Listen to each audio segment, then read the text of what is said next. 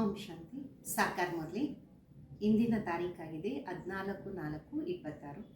मीठे बच्चे, ದೇವತಾ ಬನ್ನ ಆಯಿತು ಅಮೃತ್ ಪಿಯೋ ಅವ್ರ ಪಿಲಾವ್. ತಂದೆ ತಿಳಿಸ್ತಾರೆ, ಮಧುರಾಳ ಮಕ್ಕಳೇ, ದೇವತೆ ಆಗಬೇಕು ಅಂದರೆ ಅಮೃತವನ್ನು ಕುಡೀರಿ ಮತ್ತು ಕುಡಿಸಿ. ಅಮೃತ್ ಪೀನೆ ವಾಲೆ ಹಿ ಶ್ರೇಷ್ಠಾಚಾರಿ ಬಂತೆ.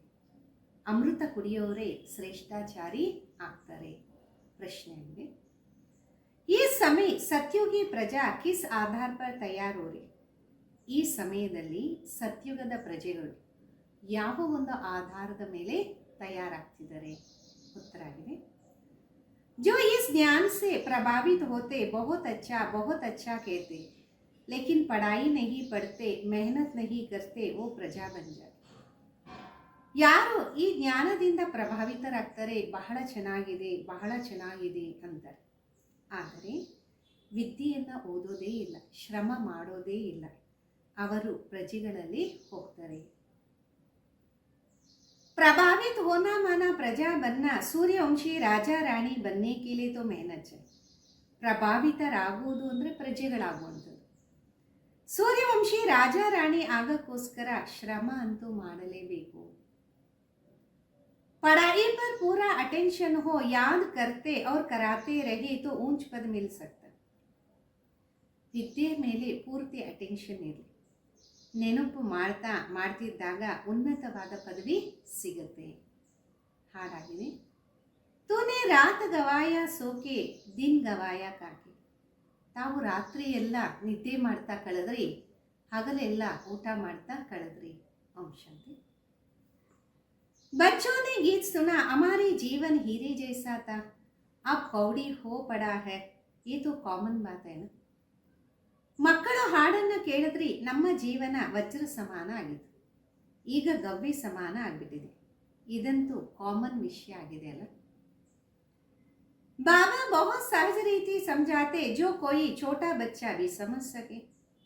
ಬಾಬಾ ಬಹಳ ಸಹಜವಾಗಿ ತಿಳಿಸ್ಕೊಡ್ತಾರೆ, ಸಣ್ಣ ಮಗುನು ಅರ್ಥ ಮಾಡ್ಕೋಬಹುದು. सत्यनारायण की कथा सुनाते तो छोटे छोटे बच्चे भी बैठ जाते, परंतु वो सत्संगों आदि में जो सुनाते वो सब कथाएं. ಸತ್ಯನಾರಾಯಣ ಕಥೆಯನ್ನು ತಿಳಿಸಿದಾಗ ಸಣ್ಣ ಸಣ್ಣ ಮಕ್ಕಳು ಕುತ್ಕೊಂಡ್ಬಿಡ್ತಾರೆ. ಆದರೆ ಆ ಸತ್ಸಂಗಗಳಲ್ಲಿ ಏನೆಲ್ಲ ತಿಳಿಸ್ತಾರೆ ಅದೆಲ್ಲ ಕಥೆಗಳಾಗಿದೆ. कथा कोई ज्ञान नहीं, बनी बनाई कहानियां हैं. गीता की कहानी, रामायण की कहानी, भिन्न भिन्न शास्त्र है जिसकी कहानियां बैठ सुना. ಕಥೆಗಳೇನು ಜ್ಞಾನ ಅಲ್ಲ, ಮಾಡಿರುವಂತಹ ಕಥೆಗಳು. ಗೀತೆಯ ಕತೆ, ರಾಮಾಯಣ ಕತೆ, ಭಿನ್ನ ಭಿನ್ನ ಶಾಸ್ತ್ರಗಳಿದೆ, ಅದರ ಒಂದು ಕಥೆಗಳನ್ನು ಕುತ್ಕೊಂಡು ತಿಳಿಸ್ತಾ ಇರ್ತಾರೆ. वो सब है कथाएं, कहानियों से कोई फायदा होता है क्या? ಅದೆಲ್ಲ ಕಥೆಗಳು, ಕಥೆಗಳಿಂದ ಏನಾದರೂ ಲಾಭ ಆಗತ್ತಾ? ये है सत्यनारायण की अर्थात नर से नारायण बनने की सच्ची कहानी. ये सुनने से तुम नर से नारायण बन जाते. ಇದಾಗಿದೆ ಸತ್ಯನಾರಾಯಣ ಅಥವಾ ನರನಿಂದ ನಾರಾಯಣ ಆಗುವ ಸತ್ಯವಾದ ಕಥೆ. ಇದನ್ನ ಕೇಳೋದ್ರಿಂದ ತಾವು ನರನಿಂದ ನಾರಾಯಣ ಆಗ್ತೀರಾ. ये अमर कथा भी हुई, तुम निमंत्रण देते हो, आओ अमर कथा तुमको सुनाइए तो तुम अमर लोक में चले जाएंगे. ಇದು ಅಮರ ಕಥೆನೂ ಆಗಿದೆ. ತಾವೇ ನಿಮಂತ್ರಣವನ್ನು ನೀಡ್ತಿರ್ತೀರಾ, ಅಮರ ಕಥೆಯನ್ನು ತಿಳಿಸ್ತೀವಿ ಬನ್ನಿ, ಆಗ ತಾವು ಅಮರ ಲೋಕಕ್ಕೆ ಹೋಗ್ತೀರಾ. जो भी कोई नहीं समझते, शास्त्रों की कहानी सुनते आए, मिलता कुछ भी नहीं. ಇದನ್ನ ಯಾರೂ ಅರ್ಥ ಮಾಡ್ಕೊಳ್ಳಲ್ಲ. ಶಾಸ್ತ್ರಗಳ ಕಥೆಯನ್ನ ಕೇಳ್ತಾ ಬರ್ತಿದ್ದಾರೆ, ಇದರಿಂದ ಏನೂ ಸಿಗಲ್ಲ. जाएंगे लक्ष्मी नारायण के मंदिर में, चलो दर्शन करके आए, महात्मा का दर्शन करके आए. ನಡೀರಿ ಲಕ್ಷ್ಮೀ ನಾರಾಯಣ ಮಂದಿರಕ್ಕೆ, ದರ್ಶನವನ್ನು ಮಾಡ್ಕೊಂಡು ಬರೋಣ, ಮಹಾತ್ಮರ ದರ್ಶನವನ್ನು ಮಾಡೋಣ.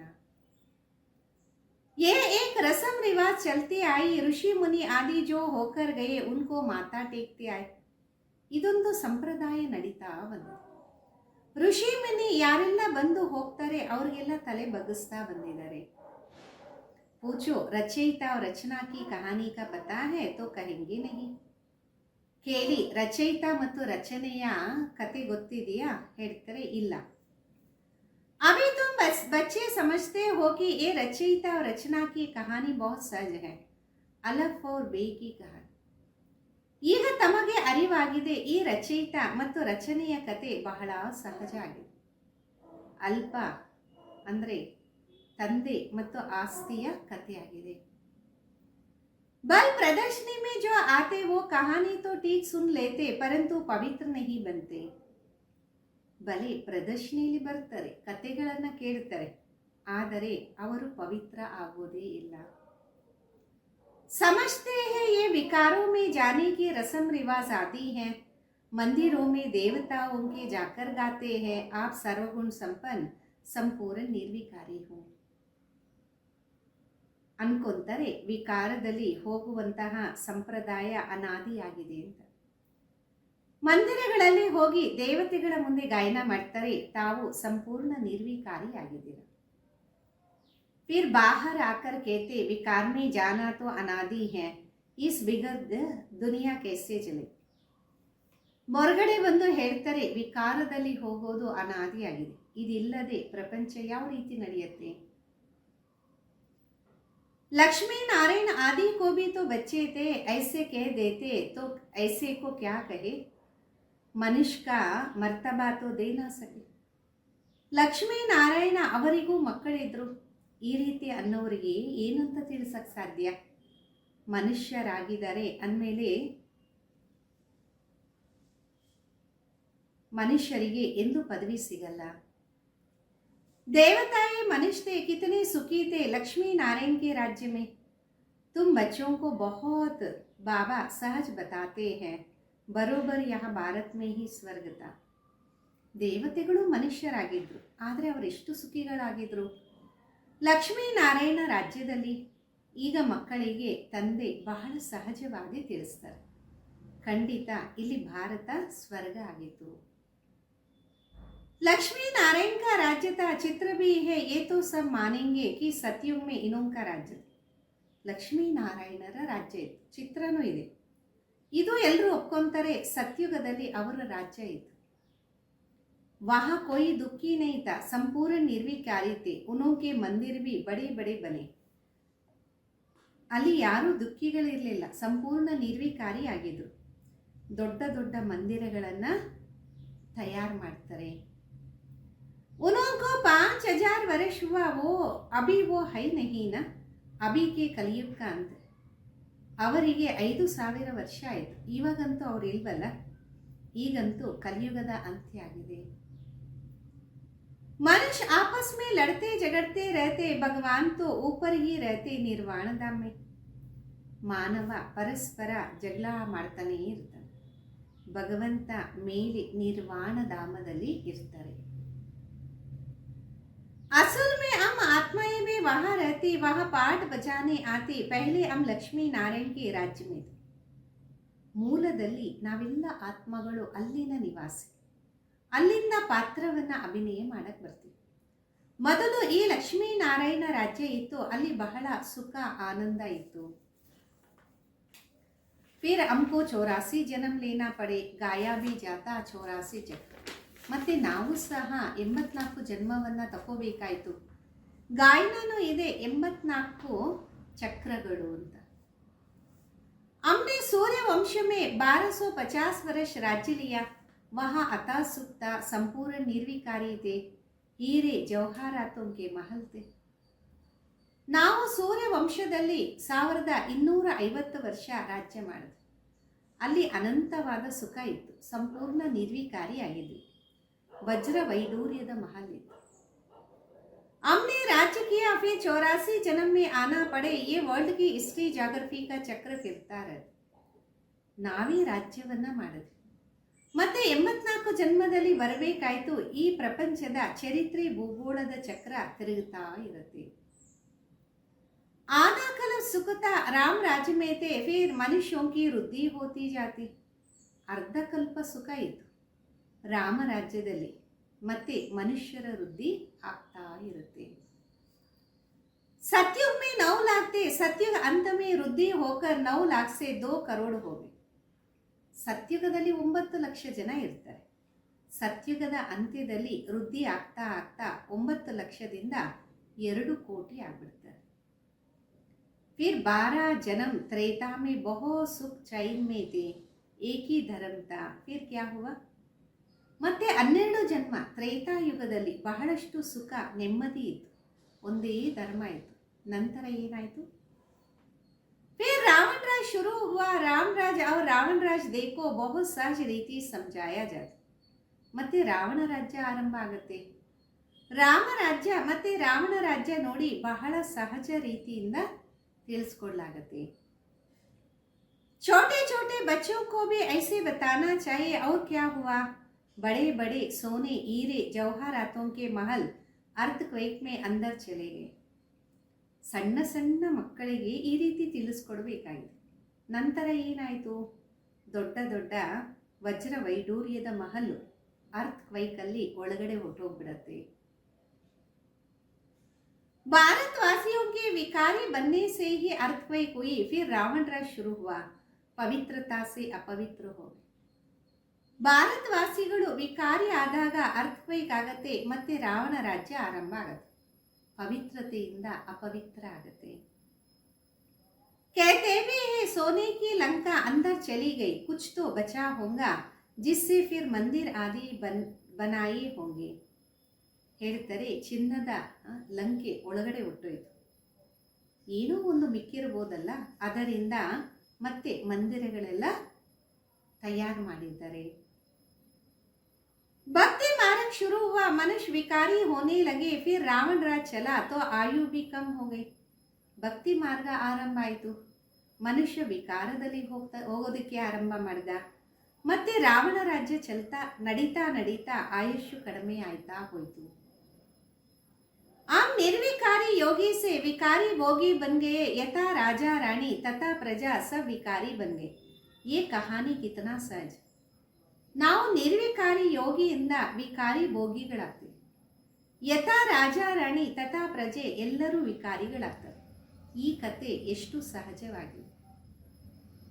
छोटे छोटे बच्चियां भी एक कहानी सुनाए तो बड़े बड़े आदमियों का मुंह नीचे हो जाए. ಸಣ್ಣ ಸಣ್ಣ ಮಕ್ಕಳು ಕುತ್ಕೊಂಡು ಈ ಕಥೆಯನ್ನು ತಿಳಿಸಿದಾಗ ದೊಡ್ಡ ದೊಡ್ಡ ವ್ಯಕ್ತಿಗಳ ಮುಖ ಕೆಳಗಡೆ ಆಗ್ಬಿಡುತ್ತೆ.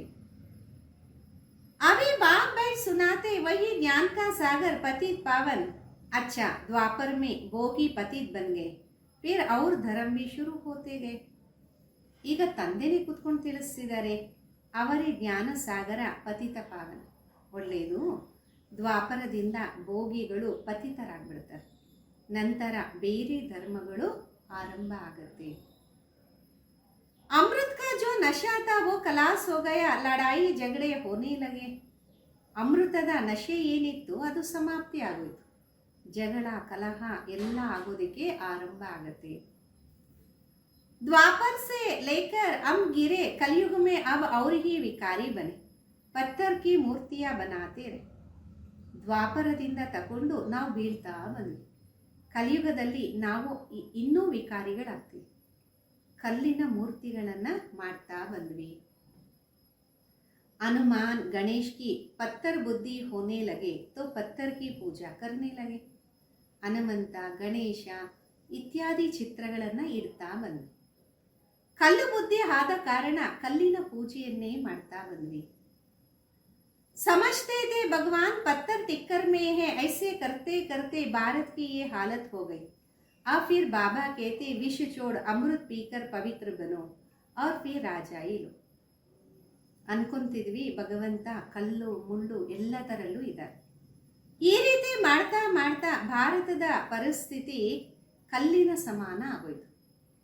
ತಂದೆ ತಿಳಿಸ್ತಾರೆ, ವಿಷವನ್ನು ಬಿಟ್ಟು ಅಮೃತವನ್ನು ಕುಡಿಯಿರಿ, ಆಗ ಪವಿತ್ರ ಆಗ್ತೀರಾ, राज्यवन्न पड़ीरी. विष छोड़े तो फिर तुम मनुष्य से देवता बन गए, परंतु विष छोड़ते ही नहीं. ವಿಷವನ್ನು ಬಿಟ್ಟರೆ ಮನುಷ್ಯನಿಂದ ದೇವತೆ ಆಗ್ತೀರಾ, ಆದರೆ ವಿಷವನ್ನು ಬಿಡೋದೇ ಇಲ್ಲ. विष के लिए कितना मरते हैं तंग करते. तब तो द्रौपदी ने पुकारा ना, तुम समझते हो अमृत पीने बिगर हम देवता कैसे बने.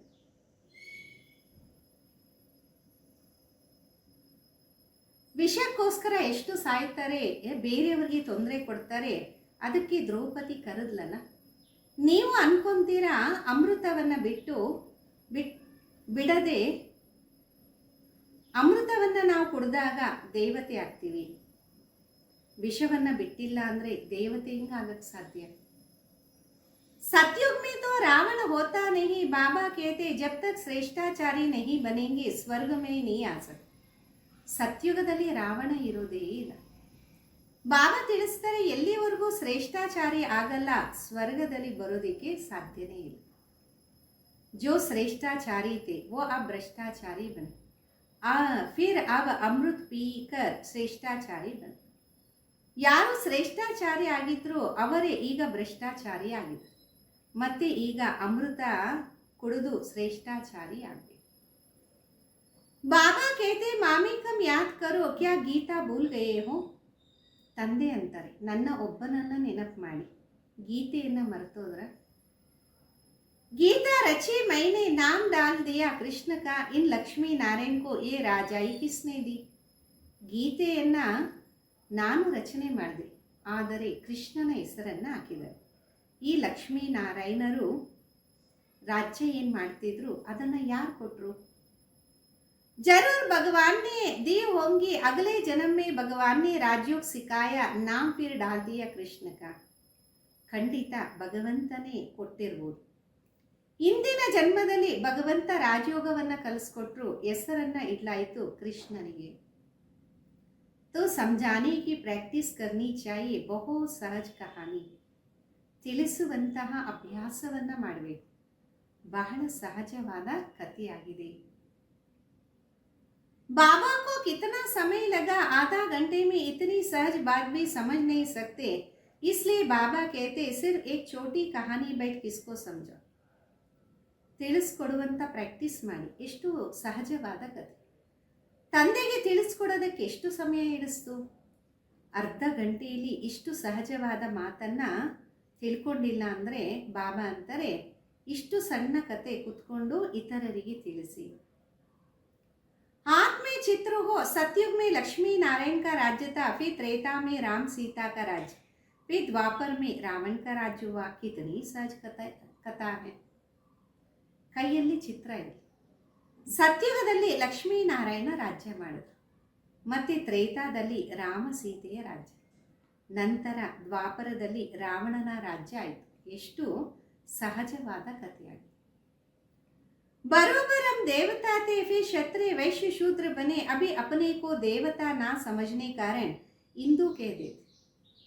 ಖಂಡಿತ ನಾವು ದೇವತೆ ಆಗಿದ್ವಿ, ಮತ್ತೆ ಕ್ಷತ್ರಿಯ ವೈಶ್ಯ ಶೂದ್ರರ, ಈಗ ತಮ್ಮನ್ನ ತಾವು ದೇವತೆ ಅಂತ ತಿಳಿಯದೆ ಕಾರಣ ಇಂದು ಅಂದ್ಬಿಡ್ತಾರೆ. ಧರ್ಮ ಶ್ರೇಷ್ಠ ಕರ್ಮ ಶ್ರೇಷ್ಠ ಸೇ ಧರ್ಮ ಭ್ರಷ್ಟ ಕರ್ಮ ಭ್ರಷ್ಟ ಬಂದ್ ಪಡೆ. ಧರ್ಮ ಶ್ರೇಷ್ಠ ಕರ್ಮ ಶ್ರೇಷ್ಠದಿಂದ ಧರ್ಮಭ್ರಷ್ಟ ಕರ್ಮಭ್ರಷ್ಟರಾಗುತ್ತಿದ್ದಾರೆ. ऐसे छोटे छोटे बच्चियां बैठ भाषण करे तो सारी सभा में हियर हियर हो जाए. ಈ ರೀತಿ ಸಣ್ಣ ಸಣ್ಣ ಮಕ್ಕಳು ಕುತ್ಕೊಂಡು ಈ ರೀತಿ ಭಾಷಣವನ್ನು ಮಾಡಿದಾಗ ಸಭೆಯೆಲ್ಲ ಕೇಳ್ತಾ ಕೇಳ್ತಾ ಮಗ್ನರಾಗ್ಬಿಡ್ತಾರೆ.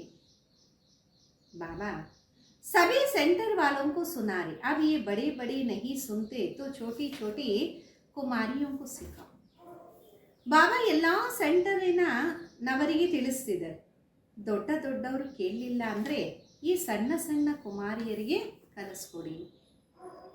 कुमारियों का नाम भी है, दहली बॉम्बे में बहुत अच्छी अच्छी कुमारियाँ है, पढ़ी लिखी. ಕುಮಾರಿಯರ ಹೆಸರು ಇದೆ. ಡೆಲ್ಲಿ ಬಾಂಬೆಯಲ್ಲಿ ಬಹಳ ಒಳ್ಳೊಳ್ಳೆ ಕುಮಾರಿಗಳಿದ್ದಾರೆ, ಓದಿದ್ದಾರೆ. उनको तो खड़ा हो जाना चाहिए, कितना काम कर सकते हो. ಇಂಥವರು ಎದ್ದು ನಿಲ್ಲಬೇಕು, ಎಷ್ಟು ಕೆಲಸ ಮಾಡ್ಬೋದಲ್ಲ. अगर कुमारियाँ कड़ी हो जाए तो नाम बाला हो जाए. साहूकार घर की जो है वो मुश्किल हिम्मत रखते. ಕುಮಾರಿಯರು ಎದ್ದು ನಿಂತರೆ ಹೆಸರು ಪ್ರಖ್ಯಾತ ಮಾಡಬಹುದು. ಧನವಂತ ಪರಿವಾರದ ಮಕ್ಕಳು ಬಹಳ ಶ್ರಮದಿಂದ ಧೈರ್ಯವನ್ನು ಇಟ್ಕೊಳ್ತಾರೆ. साहूकारी का नशा रहता, दहेज आदि मिलता है तो बस. ಸಾಹುಕಾರದ ನಶೆ ಇರುತ್ತೆ.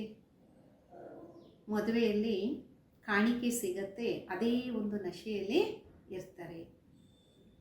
कुमारियां शादी कर काला मुंह कर देती और सबके आगे झुकना पड़ता है तो ಬಾಬಾ ಕಿತನಾ ಸರ್ ಸಮझते. ಕುಮಾರಿಯರು ಮದುವೆ ಮಾಡಿಕೊಂಡು ಕಪ್ಪು ಮುಖ ಮಾಡ್ಕೊತಾರೆ, ನಂತರ ಎಲ್ಲರ ಮುಂದೆ ಬಗ್ಬೇಕಾಗುತ್ತೆ. ಬಾಬಾ ಎಷ್ಟು ಸಹಜವಾಗಿ ತಿಳಿಸ್ಕೊಡ್ತಾರೆ. परंतु पारस बुद्धि बनने का ख्याल ही नहीं आता. देखो जो नहीं पढ़ते वो भी आजकल MP MLA आदि बन गए. ಆದರೆ ತೀಕ್ಷ್ಣ ಬುದ್ಧಿ ಆಗುವ ಆಲೋಚನೆ ಬರೋದೇ ಇಲ್ಲ. ನೋಡಿ, ಯಾರು ಓದಿರಲ್ಲ ಅವರು ಸಹ ಈ ನಡುವೆ MP MLA ಆಗ್ಬಿಡ್ತಾರಲ್ಲ. ಪಢಾಯಿ ಸೋ ತೋ ಕ್ಯಾ ಕ್ಯಾ ಬನ್ ಜಾತೆ, ಯೇ ಪಢಾಯಿ ತೋ ಬಹುತ್ ಸಹಜ. ವಿದ್ಯೆಯಿಂದ ಏನೇನೋ ಆಗ್ಬಿಡ್ತಾರೆ. ಈ ವಿದ್ಯೆಯಂತೂ ಬಹಳ ಸಹಜ ಆಗಿದೆ. औरों को भी जाकर सिखाना चाहिए, परंतु श्रीमत पर नहीं चलते तो पढ़ते ही नहीं. ಇತರರಿಗೂ ಹೋಗಿ ಕಲಿಸ್ಕೊಡ್ಬೇಕು, ಆದರೆ ಶ್ರೀಮತದಂತೆ ನಡೆಯಲ್ಲ, ಅದಕ್ಕೆ ಓದೋದೇ ಇಲ್ಲ. बहुत अच्छी अच्छी कुमारियां हैं परंतु अपना ही नशा चढ़ा है. थोड़ा कम काम किया तो समझती हमने बहुत काम किया. ಬಹಳ ಒಳ್ಳೊಳ್ಳೆ ಕುಮಾರಿಯರಿದ್ದಾರೆ, ಆದರೆ ತಮ್ಮದೇ ಆದ ನಶೆ ಅವರಿಗೆ ಹತ್ತಿದೆ. ಸ್ವಲ್ಪ ಏನಾದರೂ ಮಾಡಿದ್ರೆ ಅನ್ಕೊಂತಾರೆ ನಾವು ಬಹಳಷ್ಟು ಕೆಲಸ ಮಾಡಿದ್ವಿ. अभी तो बहुत काम करना है, आजकल ಫ್ಯಾಷನ್ में ही कुमारियां रहती. ಇನ್ನು ಬೇಕಾದಷ್ಟು ಕೆಲಸ ಮಾಡಬೇಕು. ಈ ನಡುವೆ ಅಂತೂ ಫ್ಯಾಷನ್ನಲ್ಲಿ ಕುಮಾರಿಗಳು ಇರ್ತಾರೆ. वहाँ तो नेचुरल श्रृंगार रहता है, यह तो कितना आर्टिफिशियल श्रृंगार करते हैं. ಅಲ್ಲಂತೂ ನ್ಯಾಚುರಲ್ ಶೃಂಗಾರ ಇರುತ್ತೆ, ಇಲ್ಲಂತೂ ಎಷ್ಟು ಆರ್ಟಿಫಿಷಿಯಲ್ ಶೃಂಗಾರ ಮಾಡ್ತಾರಲ್ಲ. सिर्फ बाल बनाने में ही कितने पैसे देते, ये है माया का पंख. ಕೂದಲನ್ನು ವಿಧ ವಿಧವಾಗಿ ತಯಾರು ಮಾಡ್ಕೊಳಕ್ಕೆ ಎಷ್ಟೊಂದು ಹಣವನ್ನು ಖರ್ಚು ಮಾಡ್ತಾರೆ. ಇದಾಗಿದೆ ಮಾಯೆಯ ಶೋ. फॉल ऑफ माया रावण राज, फिर राइज ऑफ राम राज. अब राम राज स्थापन होना है. ಮಾಯೆಯ ರಾವಣ ರಾಜ್ಯ ಕೆಳಗಡೆ ಇಳಿಯುತ್ತೆ, ರಾಮರಾಜ್ಯ ಮೇಲೆ ಹತ್ತತ್ತೆ. ಈಗ ರಾಮರಾಜ್ಯದ ಸ್ಥಾಪನೆ ಆಗ್ತಾ ಇದೆ. ಪರಂತು ತುಮ್ ಮೆಹನತ್ ತೋ ಕರ್ತೆ ಹೋ, ತುಮ್ ಕ್ಯಾ ಬನೆಂಗೆ. ಆದರೆ ತಾವು ಶ್ರಮ ಅಂತೂ ಮಾಡ್ತೀರಾ, ತಾವೇನಾಗ್ತೀರಾ. ಅಗರ್ ಪಡೆಂಗೆ ನಹಿ ತೋ ವಹಾ ಜಾಕರ್ ಪಾಯಿ ಪೈಸೆ ಕಿ ಪ್ರಜಾ ಪಾಯಿ. ವಿದ್ಯೆಯನ್ನು ಓದಿಲ್ಲ ಅಂದರೆ ಅಲ್ಲಿಗೆ ಹೋಗಿ ನಯಾ ಪೈಸೆ ಪ್ರಜೆಗಳಾಗ್ತೀವಿ. आजकल के बड़े बड़े आदमी वहाँ की सब प्रजा में आ जाएंगे. साहूकार लोग सिर्फ अच्छा अच्छा के अपने ದಂಧೆ में लग जाए. ಇವತ್ತು ದೊಡ್ಡ ದೊಡ್ಡವರು ಅಲ್ಲಿ ಹೋಗಿ ಪ್ರಜೆಗಳಾಗ್ತಾರೆ. ಧನವಂತರು ಚೆನ್ನಾಗಿದೆ ಚೆನ್ನಾಗಿದೆ ಅಂತ ತಮ್ಮ ವ್ಯಾಪಾರಗಳಲ್ಲೇ ತೊಡಗಿರ್ತಾರೆ. बहुत अच्छा प्रभावित होते, फिर क्या आखिर क्या होगा, वहाँ जाकर प्रजा बनेंगे. ಬಹಳ ಚೆನ್ನಾಗಿ ಪ್ರಭಾವಿತರಾಗಿರ್ತಾರೆ, ಮತ್ತೇನು ಅಲ್ಲಿ ಹೋಗಿ ಏನಾಗ್ತಾರೆ, ಅಲ್ಲಿ ಹೋಗಿ ಪ್ರಜೆಗಳಾಗ್ತಾರೆ. प्रभावित माना प्रजा जो मेहनत करते वो राम राज्य में आ जाते. समझानी तो बहुत सहज. ಪ್ರಭಾವಿತರಾಗೋದು ಅಂದರೆ ಪ್ರಜೆಗಳಾಗೋದು. ಯಾರು ಶ್ರಮೆ ಮಾಡ್ತಾರೆ ಅವರು ರಾಮರಾಜ್ಯದಲ್ಲಿ ಬರ್ತಾರೆ. ತಿಳಿಸೋದು ಎಷ್ಟು ಸಹಜ ಆಗಿದೆ ಅಲ್ಲ. इस कहानी के नशे में कोई रहे तो बेड़ा पार हो जाए. हम शांति धाम में जाएंगे, फिर सुखधाम में आएंगे. बस याद करते कराते रहना, तभी ऊंच पद पाए. ಈ ಒಂದು ಕಥೆಯ ನಶೆಯಲ್ಲಿ ಯಾರಾದರೂ ಇದ್ದಾಗ ಅವರ ಜೀವನದ ದೋಣಿ ಪಾರಾಗುತ್ತೆ. ನಾವು ಶಾಂತಿಧಾಮಕ್ಕೆ ಹೋಗ್ತೀವಿ ಮತ್ತು ಸುಖಧಾಮಕ್ಕೆ ಬರ್ತೀವಿ ಅಷ್ಟೇ. ನೆನಪು ಮಾಡಿಸ್ತಾ ಇದ್ದಾಗ ಉನ್ನತವಾದ ಪದವಿಯನ್ನು ಪಡಿತೀವಿ. ಅಟೆನ್ಷನ್ ಪಢಾಯಿ ಪರ್ ದೇನಾ, ಚಿತ್ರ ಹಾತ್ ಮೇ ಹೋ. ಅಟೆನ್ಷನ್ ವಿದ್ಯೆ ಮೇಲೆ ನೀಡಬೇಕು, ಚಿತ್ರಗಳು ಕೈಯಲ್ಲಿರಲಿ. जैसे बाबा जब लक्ष्मी नारायण का पूजा करते थे तो चित्र जेब में पड़ा रहता था. चित्र छोटे भी है, लॉकेट में भी है. ಯಾವ ರೀತಿ ಬಾಬಾ ಲಕ್ಷ್ಮೀನಾರಾಯಣ ಪೂಜೆಯನ್ನು ಮಾಡ್ತಿದ್ರು, ಆವಾಗ ಚಿತ್ರ ಜೋಬಲ್ಲಿ ಇರ್ತಿರೋದು. ಚಿತ್ರ ಚಿಕ್ಕದೂ ಇರುತ್ತೆ, ಲಾಕೆಟಲ್ಲೂ ಇರುತ್ತೆ. उन पर समझाना ये है बाबा इन द्वारा वर्षा मिल रहा है. ಅದರ ಮೇಲೆ ತಿಳಿಸ್ಕೊಡಿ, ಇವರು ತಂದೆ ಆಗಿದ್ದಾರೆ, ಅವರ ಮುಖಾಂತರ ಆಸ್ತಿ ಸಿಗ್ತಾ ಇದೆ. आप पवित्र बनो, बाबा को याद करो, कितनी नॉलेज है इस बैच में, इसमें सारा ಜ್ಞಾನ. ಈಗ ಪವಿತ್ರ ಆಗಿ ತಂದೆಯನ್ನು ನೆನಪು ಮಾಡಿ, ಎಷ್ಟೊಂದು ಜ್ಞಾನ ಈ ಬ್ಯಾಚಲ್ಲಿದೆ, ಇದರಲ್ಲೇ ಇಡೀ ಜ್ಞಾನ ಇದೆ. इन पर समझाना बहुत सहज है, सेकंड में बाबा से स्वर्ग के जीवन मुक्ति का अवसर. ಇದರ ಬಗ್ಗೆ ತಿಳಿಸೋದು ಬಹಳ ಸಹಜ. ಸೆಕೆಂಡ್ ಅಲ್ಲಿ ತಂದೆಯಿಂದ ಸ್ವರ್ಗದ ಜೀವನ್ ಮುಕ್ತಿ ಆಸ್ತಿ ಸಿಗತ್ತೆ. कोई भी समझाए तो जीवन मुक्ति पद का अधिकारी बन जाए, बाकी पढ़ाई अनुसार उंच पद पाए. ಯಾರಾದರೂ ತಿಳಿಸ್ಕೊಟ್ರೆ ಜೀವನ್ ಮುಕ್ತಿಯ ಪದವಿಯ ಅಧಿಕಾರಿ ಆಗ್ಬಿಡ್ತಾರೆ, ಬಾಕಿ ವಿದ್ಯೆಯ ಅನುಸಾರ ಉನ್ನತವಾದ ಪದವಿಯನ್ನು ಪಡೀತಾರೆ. स्वर्ग में तो आएंगे ना, पिछाड़ी में आएंगे तो सही ना, ವೃದ್ಧಿ तो वो नहीं है. ಸ್ವರ್ಗದಲ್ಲೂ ಬರ್ತಾರೆ, ಅಂತ್ಯದಲ್ಲಿ ಬರ್ತಾರೆ, ವೃದ್ಧಿ ಅಂತೂ ಆಗಲೇಬೇಕಲ್ಲ. देवी देवता धर्म ऊंचा है, वो भी तो बनेगा ना, प्रजा तो लाखों बनेंगे. ದೇವಿ ದೇವತಾ ಧರ್ಮ ಶ್ರೇಷ್ಠ, ಅವರು ಆಗ್ತಾರಲ್ಲ, ಪ್ರಜೆಗಳಲ್ಲಿ ಲಕ್ಷಾಂತರ ಜನ ತಯಾರಾಗ್ತಾರೆ. सूर्यवंशी बनने में मेहनत है, सर्विस करने वाले अच्छा पद पाते. ಸೂರ್ಯವಂಶಿ ಆಗೋದ್ರಲ್ಲೇ ಕಷ್ಟ ಇದೆ, ಸೇವೆ ಮಾಡೋರು ಒಳ್ಳೆಯ ಪದವಿಯನ್ನು ಪಡೀತಾರೆ. उनका नाम भी बाला कुमार का है, जनक है, अच्छा सेंटर संभाल रहे, कोई किटपिट नहीं. ಅವರ ಹೆಸರು ಉನ್ನತವಾಗಿರುತ್ತೆ.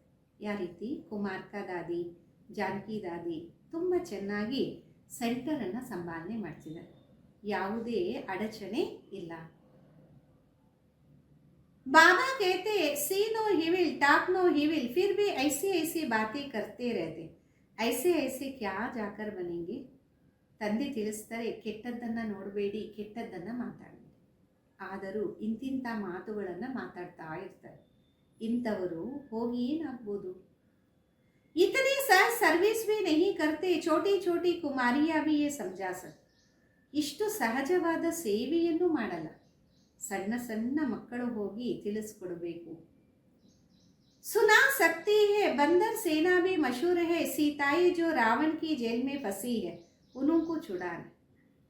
ತಿಳಿಸ್ಬೋದಲ್ಲ, ಕೋತಿಯ ಸೈನ್ಯ ಬಹಳ ಫೇಮಸ್ ಆಗಿದೆ.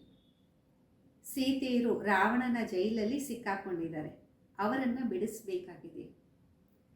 ಕಥಾಯಿ ತೋ ಕ್ಯಾ ಕ್ಯಾ ಬನಾ ದಿ, ಐಸೆ ಐಸೆ ಕೋಯಿ ಭಾಷಣ ಕರೆ, ಏನೇನೋ ಕಥೆಗಳನ್ನು ಮಾಡಿಬಿಟ್ಟಿದ್ದಾರೆ, ಈ ರೀತಿ ಭಾಷಣವನ್ನು ಮಾಡಬೇಕಾಗಿದೆ. ಬಾಕಿ ಸರ್ कहते हैं फलाना बहुत अच्छा प्रभावित हुआ, पूछो तुम क्या बनना चाहते हो. ಬಾಕಿ ಹೇಳ್ತಾರೆ, ಇವರು ಬಹಳ ಪ್ರಭಾವಿತರಾದರು, ಹೇಳಿ ನೀವೇನಾಗಬೇಕು ಅಂತ ಇಷ್ಟಪಡ್ತೀರಾ. सिर्फ दूसरों को कहेंगे इनका ज्ञान बहुत अच्छा, खुद समझते कुछ भी नहीं, इससे क्या फायदा. ಇತರರಿಗೆ ಹೇಳ್ತೀರಾ ಜ್ಞಾನ ಬಹಳ ಚೆನ್ನಾಗಿದೆ, ಸ್ವಯಂನೇ ಅರ್ಥ ಮಾಡ್ಕೊಂಡಿಲ್ಲ ಅಂದರೆ ಇದರಿಂದ ಏನು ಲಾಭ. अच्छा मीठे मीठे सिखिलदे बच्चों प्रति माता पिता बाप दादा का याद प्यार और गुड मॉर्निंग. रूहानी बाप की रूहानी बच्चों को नमस्ते. हम रूहानी बच्चों की रूहानी माता पिता बाप दादा को याद प्यार गुड मॉर्निंग और नमस्ते. धारणೆಗೋಸ್ಕರ मुख्य सार ಮೊದಲನೇದು, पारस बुद्धि बनने के लिए पढ़ाई पर पूरा पूरा ध्यान देना, ಶ್ರೀಮತ್ पर पढ़ना और पढ़ाना. ಪಾರಸ್ ಬುದ್ಧಿ ಆಗಕ್ಕೋಸ್ಕರ ವಿದ್ಯೆ ಮೇಲೆ ಸಂಪೂರ್ಣ ಗಮನವನ್ನು ಕೊಡಿ, ಶ್ರೀಮತದಂತೆ ಓದಿ ಮತ್ತೆ ಬೋಧಿಸಿ. हद के साहूकारी का नशा फैशन आदि छोड़ इस बेहद सेवा में लग जाए. ಹದ್ದಿನ ಸಾಹುಕಾರತ್ವದ ನಶೆ, ಫ್ಯಾಷನ್ ಇವೆಲ್ಲ ಬಿಟ್ಟು ಅನಂತವಾದ ಸೇವೆಯಲ್ಲೇ ತೊಡಗಿರಿ. ಎರಡನೇದು, ईयर नो इविल, सी नो इविल, कोई भी व्यर्थ बातें नहीं करनी है, किसी पर प्रभावित नहीं होना. ಕೆಟ್ಟದ್ದನ್ನು ಕೇಳಬೇಡಿ, ಕೆಟ್ಟದ್ದನ್ನು ಮಾತಾಡಬೇಡಿ, ಯಾವುದೇ ವ್ಯರ್ಥ ಮಾತುಗಳಲ್ಲಿ ಸಿಕ್ಕಾಕ್ಕೋಬೇಡಿ, ಯಾರ ಮೇಲೇನೂ ಪ್ರಭಾವಿತರು ಆಗಬೇಡಿ. ಸಬ್ಕೋ ಸತ್ಯನಾರಾಯಣ ಕಿ ಛೋಟಿ ಸಿ ಕಹಾನಿ ಸುನಾನ, ಎಲ್ಲರಿಗೆ ಸತ್ಯನಾರಾಯಣನ ಸಣ್ಣ ಕಥೆಯನ್ನು ತಿಳಿಸಬೇಕಾಗಿದೆ. ವರದಾನ, नए जीवन की स्मृति से कर्मेंद्रियों पर विजय प्राप्त करने वाले मरजीवा बन. ಜೀವನದ ಸ್ಮೃತಿಯಿಂದ ಕರ್ಮೇಂದ್ರಿಯಗಳ ಮೇಲೆ ವಿಜಯವನ್ನು ಪ್ರಾಪ್ತಿ ಮಾಡಿಕೊಳ್ಳುವಂಥವರು ಮರ್ಜೀವಾ ಭವ. जो बच्चे पूरा मर्जीवा बन गए उन्हें कर्मेंद्रियों के आकर्षण होने से, ಯಾವ ಮಕ್ಕಳು ಸಂಪೂರ್ಣ ಮರ್ಜೀವ ಆಗ್ತಾರೆ ಅವರಿಗೆ ಕರ್ಮೇಂದ್ರಿಯಗಳ ಆಕರ್ಷಣೆ ಆಗೋದೇ ಇಲ್ಲ. मर्जीवा बनना अर्थात सब तरह से मर चुके पुरानी आयु समाप्त हुई. ಮರ್ಜೀವ ಆಗೋದು ಅಂದರೆ ಎಲ್ಲ ಕಡೆಯಿಂದ ಸತ್ತಿದ್ದೀವಿ ಅಂತ, ಹಳೆ ಆಯುಷು ಸಮಾಪ್ತಿ ಆಯಿತು. जब नया जन्म हुआ तो नया जन्म नए जीवन में कर्मेंद्रियों के वश कैसे हो सकते. ಯಾವಾಗ ಹೊಸ ಜನ್ಮ ಆಯಿತು, ಹೊಸ ಜೀವನ ಆಯಿತು, ಹೊಸ ಜೀವನದಲ್ಲಿ ಕರ್ಮೇಂದ್ರಿಯಗಳಿಗೆ ವಶ ಆಗೋದಕ್ಕೆ ಹೆಂಗೆ ಸಾಧ್ಯ. ब्रह्म कुमार कुमारी के नए जीवन में कर्मेंद्रियों के वश होना क्या चीज होती, इस नॉलेज से भी परे. ಬ್ರಹ್ಮ ಕುಮಾರ್ ಕುಮಾರಿ ಹೊಸ ಜೀವನದಲ್ಲಿ ಕರ್ಮೇಂದ್ರಿಯಗಳಿಗೆ ವಶ ಆಗೋದಂದರೆ ಏನು, ಇದರಿಂದ ಅಂದರೆ ಈ ಜ್ಞಾನದಿಂದಲೂ ಅತೀತ ಆಗಬೇಕು. ಶೂದ್ರಪನ್ ಕಾ ಜರಾ ಭಿ ಶ್ವಾಸ ಅರ್ಥ ಸಂಸ್ಕಾರ ಕಹಾ ಅಟ್ಕಾ ಹುವಾ ನಾವು. ಶೂದ್ರತನದ ಶ್ವಾಸ ಎಲ್ಲೇ ಸಂಸ್ಕಾರದಲ್ಲೂ ಸಿಕ್ಕಾಕೊಂಡಿರಬಾರದು. ಸ್ಲೋಗನ್ ಆಗಿದೆ. ಅಮೃತ ವೇಳೆ ದಿಲ್ ಮೇ ಪರಮಾತ್ಮ ಸ್ನೇಹ ಕೋ ಸಂಭಾಲೋ तो और कोई स्नेह आकर्षित नहीं कर सकता. ಅಮೃತ ವೇಳೆ ಹೃದಯದಲ್ಲಿ ಪರಮಾತ್ಮ ಸ್ನೇಹವನ್ನು ತುಂಬಿಸ್ಕೊಳ್ಳಿ, ಆಗ ಯಾವುದೇ ಸ್ನೇಹ ಆಕರ್ಷಣೆ ಮಾಡೋದಿಲ್ಲ. ಅವ್ಯಕ್ತ ಇಶಾರೆ. ಮಹಾನ್ बनने के लिए मधुरता और नम्रता का गुण धारण करो. ಮಹಾನ್ ಆಗಕ್ಕೋಸ್ಕರ ಮಧುರತೆ ಮತ್ತು ನಮ್ರತೆಯ ಗುಣವನ್ನು ಧಾರಣೆ ಮಾಡಿ. संगठन में सफलता प्राप्त करने के लिए सदा नम्र चित्त के तख्त पर विराजमान रहो. ಸಂಘಟನೆಯಲ್ಲಿ ಸಫಲತೆಯನ್ನು ಪ್ರಾಪ್ತಿ ಮಾಡ್ಕೊಳಕ್ಕೋಸ್ಕರ ಸದಾ ನಮ್ರ ಚಿತ್ತದ ಸಿಂಹಾಸನದಲ್ಲಿ ಉಪಸ್ಥಿತರಾಗಿರಿ. इसी तख्त पर बैठ जिम्मेवारी का ताज धारण कर भविष्य की पदवी बनाओ. ಇದೇ ಒಂದು ಸಿಂಹಾಸನದಲ್ಲಿ ಕುತ್ಕೊಂಡಿದ್ದು ಜವಾಬ್ದಾರಿಯ ಕಿರೀಟವನ್ನು ಧಾರಣೆ ಮಾಡಿ ಭವಿಷ್ಯ ಪದವಿಯನ್ನು ತಮ್ಮದಾಗಿ ಮಾಡಿಕೊಳ್ಳಿ. तख्त से उतरना नहीं, इसी पर बैठकर काम करो तो सफलता मिलती रहे. ಸಿಂಹಾಸನದಿಂದ ಇಳಿಬೇಡಿ, ಅದರ ಮೇಲೆ ಕುತ್ಕೊಂಡು ಕೆಲಸ ಮಾಡ್ತಾ ಇರಿ, ಆಗ ಸಫಲತೆ ಸಿಗತ್ತೆ. इसके लिए पहले आपका पाठ हो, इससे आपके संस्कार सबके साथ सहजगी मिल जाए. ಇದಕ್ಕೋಸ್ಕರ ಮೊಟ್ಟ ಮೊದಲು ತಾವು ಅನ್ನುವ ಪಾಠ ಪಕ್ಕ ಇರಲಿ, ಇದರಿಂದ ತಮ್ಮ ಸಂಸ್ಕಾರಗಳ ಜೊತೆ ಸಹಜ ಮಿಲನ ಆಗ್ಬಿಡತ್ತೆ. ಓಂ ಶಾಂತಿ.